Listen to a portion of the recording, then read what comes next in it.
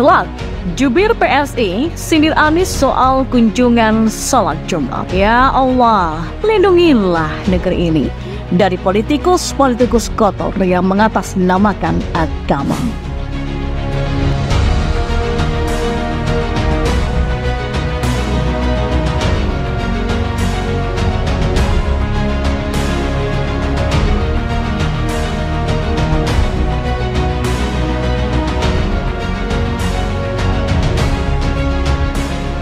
Ya, jubir PSI Dedek Prayudi menyebut kunjungan sholat Jumat Anies Baswedan begitu terorganisir hingga mengganggu aktivitas jemaah lainnya. Bukan tanpa alasan dia bicara seperti itu.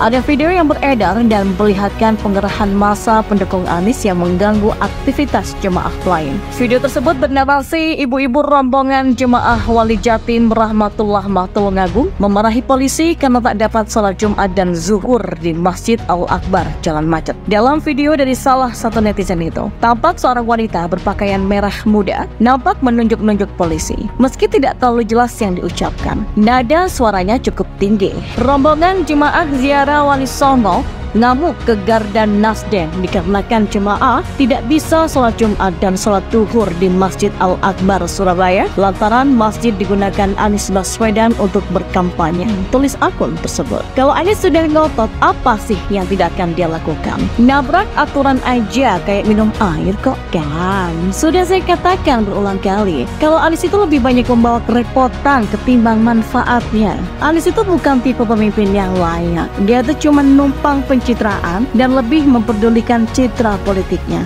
Sisanya hanya kamuflase dan drama settingan murahan. Desember 2022 lalu, Anies sempat mengunjungi Pasar Gede Solo. Tapi di beberapa video yang beredar, Anies seperti tidak dikenal orang. Kunjungan Anies di sana sepi dari serbuan warga. Di video terlihat Anies sedang melayani ajakan foto dari seorang pedagang yang kemudian disusul oleh seorang ibu-ibu pembeli lainnya. Tapi setelah itu, tak ada lagi warga yang mendatangi Anies sehingga Anies pun cabut. Beberapa warga memang terlihat mengabadikan momen ketika Anies melintas, sedangkan sejumlah orang lain justru hanya melihat atau lewat begitu aja.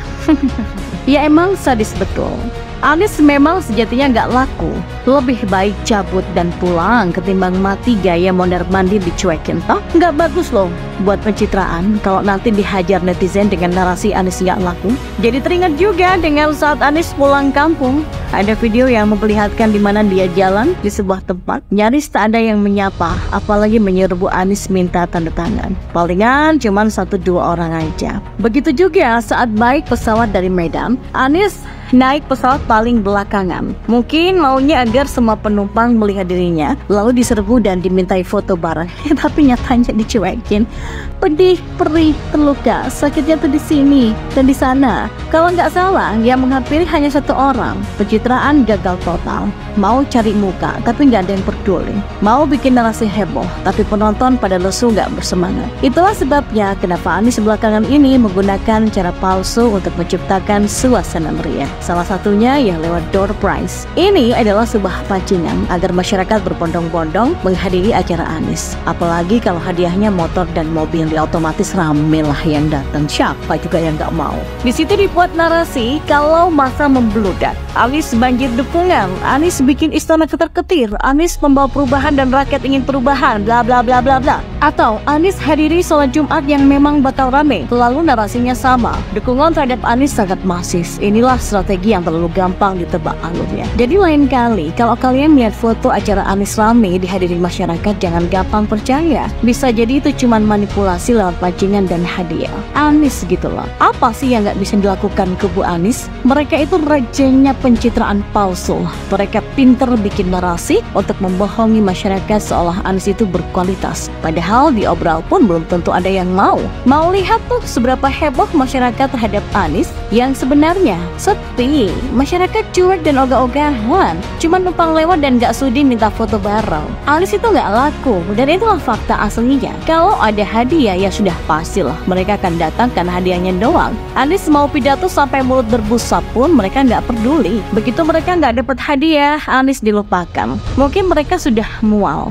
Tapi karena berharap hadiah, mereka tahan-tahan sampai wajah membiru. Yang ngeri, bangsa ini sudah melihat sendiri dalam kurun waktu beberapa bulan ini bagaimana Anies dengan tanpa beban mencuri start kampanye ke daerah-daerah. Bangsa ini juga sudah melihat sendiri bagaimana tanpa rasa dosa Anies mengulangi kembali politik identitas di setiap safari politiknya dengan mengunjungi masjid-masjid, memborbardir alam bawah golongan masyarakat mabuk agama agar memilihnya nanti. Bangsa ini juga sudah melihat kampanye Anies di Surabaya, bagaimana manusia culas ini menjijikkan tidak akan melanjutkan pemerintahan sebelumnya, namun akan mengembalikan marwah dan tujuan awal negara ini berdiri. Kampanye Anies yang keji dan sakit jiwa membuat rakyat Indonesia yang sudah rusak sejak Pilkada DKI Jakarta 2017 yang lalu kini tambah rusak, buas, brutal, dan semakin culas akibat terpolarisasi politik dan agama.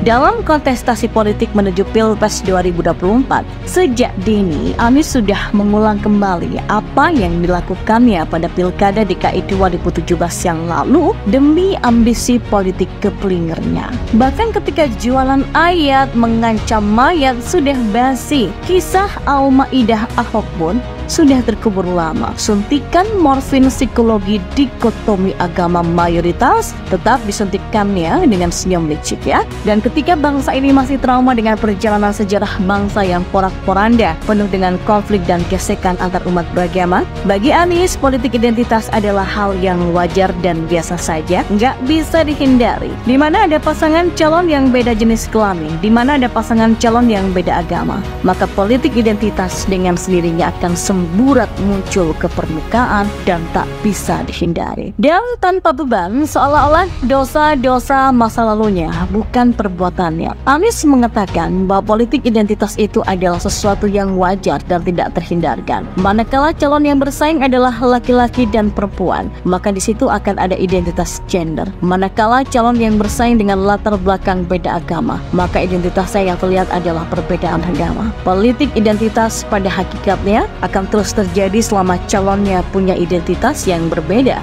baik gender, suku, ataupun agama. Nabok nyilih tangan. Sementara itu pada gerombolan beda begundal Nasdrun dan gerombolan pemikat pastun calon agama PKS terus memanaskan mesin politik mereka dari belakang layar dengan peran sebagai autopilotnya Anies yang kini semakin berani unjuk gigi melancarkan serangan beruntun terhadap pemerintah. Cangkeme Anies yang sengaja mengukir dosa lama luhut yang ditudingnya ingin mengubah konstitusi. Semua kebejatan moral itu dilakukan Anies loh, semata-mata demi tercapainya ambisi kebelingernya yang tidak akan mungkin bisa terwujud di NKRI harga mati ini. Dan disinilah bangsa ini bisa melihat segala keculasan Anies dan juga para begundal Nasdun, partai pastun calon agama PKS termasuk namun tak terbatas para fans kalap jidat tatoan jenggot 3 lembar ala kambing dengan celana cingkrang jarang cuci yang sedemikian kreatif memberhalakan Anies demi kembalinya tujuan awal bangsa ini berdiri menuju khilafah Islam.